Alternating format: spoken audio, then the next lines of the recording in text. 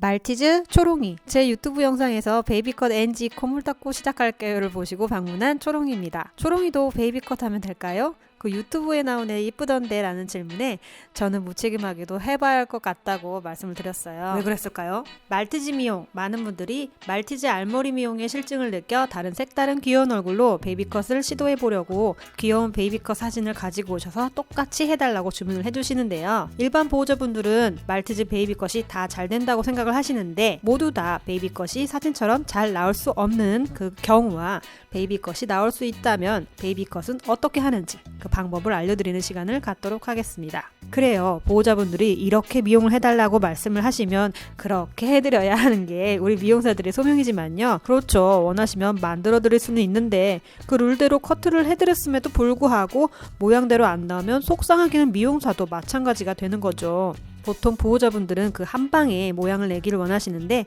때로는 털 컨디션에 따라 몇 번의 수정 미용을 거쳐 완성되는 경우도 있어요.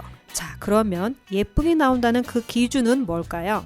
즉 사진 속에 나오는 아이들의 특징은 말이죠. 털이 풍성하고 머질 길이, 즉 전문용어로 주둥이가 짧다고 하죠. 귀가 또 짧으면 동그랗고 귀엽게 예쁘게 잘 나와요. 하지만 그렇지 않은 집에 있는 대부분의 아이들은 그렇지 않은 경우가 많죠. 내 경우인가? 아무튼 눈 크고 동글동글한 아이들은 동그랗게 잘 연출이 되는 반면에 귀가 크고 털이 가라앉으면 종 모양처럼 세모난 모양이 될 수도 있어요. 제가 우리 예쁜 아이들을 외모 비유하는 게 절대 아니라는 점 알아두시고요. 자, 그러면 얼굴이 세모나게 나와도 괜찮다고 하시는 분들 중에 그 다음 단계로 귀 앞에 털이 있는가 없는가도 중요해요. 알머리컷 할 때는 귀 앞털을 자르지만 베이비컷 할 때는 자르지 않거든요. 제가 초롱이 미용은 해봐야 알 것 같다고 말씀드린 것도 바로 이 점이에요. 초롱이가 얼굴털을 많이 길러왔지만 귀랑 분리되는 듯 아닌 듯 해서 고민을 좀 했더란 말이죠. 딩동댕, 맞아요. 귀랑 얼굴이랑 하나가 돼서 동글하게 연출이 돼야 베이비컷이 잘 되는 거예요. 귀 앞 털 부분? 그게 어딘데? 라고 물어보시는 분들, 자, 여기요. 제가 친절히 표시한 부분. 요 털이 짧으면 베이비컷이 어려워요. 베이비컷은 귀랑 같이 연결이 되기 때문에 얼굴이 덩달아 크게 표현이 되는데 얼굴만 땡그라니 가분수가 되면 오히려 빈곤한 몸매가 드러나 더 없어 보이는 결과를 초래하기 때문이죠. 바란스를 위해 스포팅이나 장화, 토시를 남기기를 권장합니다. 초롱이는 토시를 택했고요. 자, 이제 그럼 간단한 듯 손이 많이 가는 베이비컷 하는 방법 알려드릴게요. 콧등 가리는 부분 잘라주시고요. 입술 라인 따줍니다. 빗으로 끌어올려 눈 가리는 털 잘라주시고요. 집에서 이 부분을 훼손시켜 오시는 분들 의외로 많으신데요. 이왕 미용실에 오실 거면 이 부분 털은 건드리지 않는 걸로 귀 끝부분 확인 잘하고 잘라주시고 귀가 특히 작은 아이들은 귀가 뜰 수 있으니 너무 짧게 자르지 마세요. 턱은 어려 보이도록 길지 않게 잘라주세요. 길지 않게라는 말이 애매하네요. 아까 귀 끝을 잘랐으니 턱부터 라운드를 그린다 생각하며 튀어나온 털을 잘라줍니다.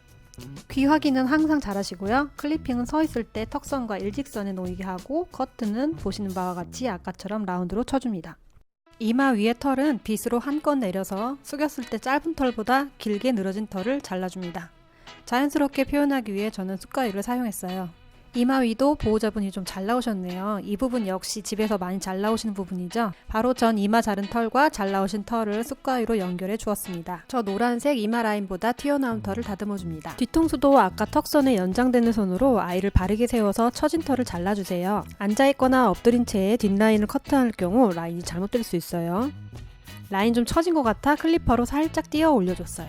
내가 정한 선을 훼손하지 않으면서 연락에 숟가위질 합니다.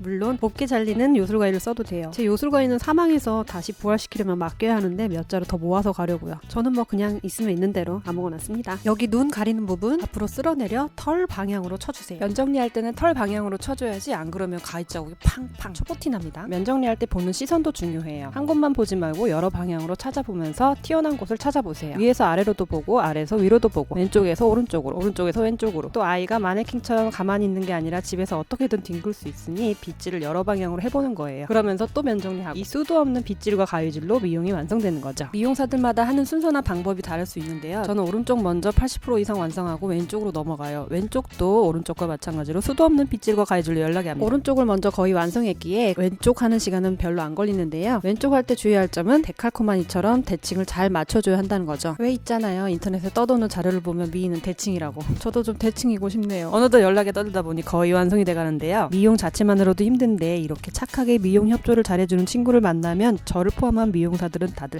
꿀이라고도 하죠. 이미 눈치채셨겠지만 베이비컷 NG 콧물 닦고 시작할게요의 주인공처럼 똑같은 방법으로 커트를 했음에도 불구하고 아이들 털 상태나 생김새에 따라 결과물은 다르게 나올 수 있다는 점. 저는 초롱이 나름만의 잘 어울리는 베이비컷이 나와 만족스러웠어요. 베이비컷은 알머리컷에 비해 눈 주변 털을 길게 자르는 스타일이라 평소에 알머리컷으로 짧게 커트하시는 분들은 다소 답답해 보일 수 있어요. 미용 시기는 알머리컷은 2개월에 한 번이라면 베이비컷은 한 달마다 오시는 것을 추천드려요. 그래야 이 얼굴을 더 예쁘게 유지할 수 있죠. 한 번쯤 새로운 시도를 해보는 것도 추천드려요. 어쩌면 초롱이 보호자분처럼 깜짝 놀라고 싶다거나 새로운 강아지를 키우고 싶을 때 말이죠. 아빠 너무 깜짝 놀래.